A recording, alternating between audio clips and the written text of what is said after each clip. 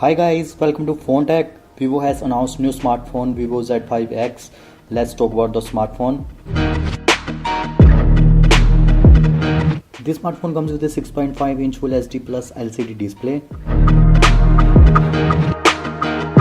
And you will get a triple rear camera in this smartphone, 16 megapixel plus 8 megapixel plus 2 megapixel.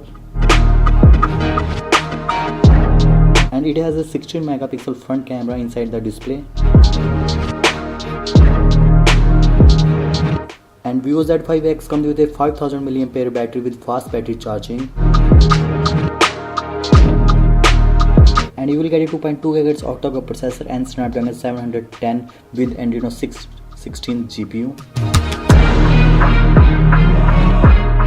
Vivo Z5x has a 3 option in RAM and 3 option in storage, 4, 6 and 8 GB in RAM and 64, 128 and 256 GB in storage. And talk about the price, its average price and starting price is 14,000 in rupees and $200 US.